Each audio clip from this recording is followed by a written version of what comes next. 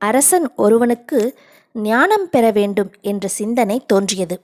நாட்டை தன்னுடைய மகனிடம் ஒப்படைத்துவிட்டு ஞானம் பெறுவதற்கான வழியை தேடி புறப்பட்டான். ஞானத்தில் தெளிவு பெறுவதற்காக பல மதங்களையும் பல தத்துவங்களையும் பல சமயங்கள் கூறும் சடங்குகளையும் பற்றி விரிவாக அலசி ஆராய்ந்தான்.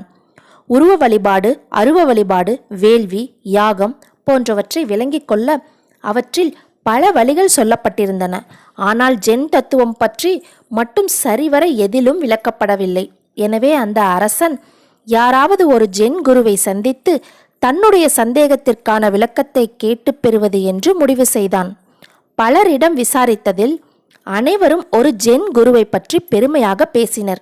ஆகையால் அந்த குருவிடமே தன்னுடைய சந்தேகத்தை கேட்க அரசன் முடிவு செய்தான். அவன் சென்ற வேளையில் அந்த குரு வெறுமனே அமர்ந்து கொண்டு இருந்தார். அரசன் குருவை வணங்கினான். குருவே, எனக்கு ஜென் தத்துவம் புரியவில்லை. அதை தெரிந்து கொள்ள ஆவலாய் இருக்கிறது. அதனை எனக்கு விளக்கமாக சொல்ல வேண்டும் என்று கேட்டான்.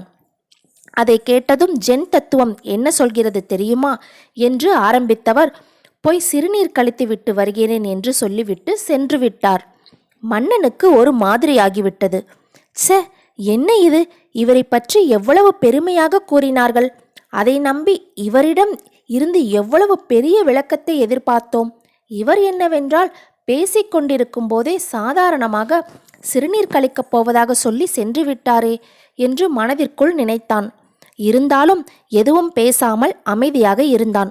சிறு நேரத்தில் திரும்பி வந்த குரு என்ன புரிந்ததா என்று மன்னனை பார்த்து கேட்டார்.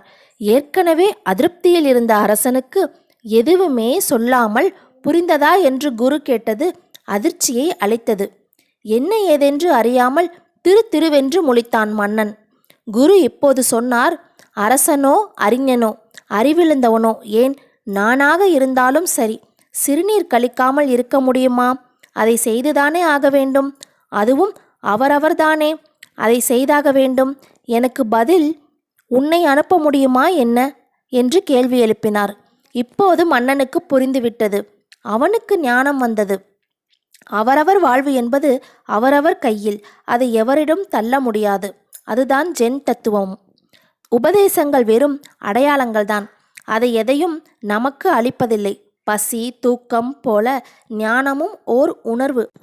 அதை எவரும் எவரிடம் இருந்தும் பெற முடிவதில்லை.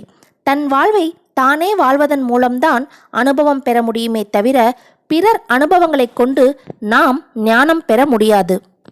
மீண்டும் ஒரு நல்ல பதிவில் சந்திப்போம். நன்றி, வணக்கம்.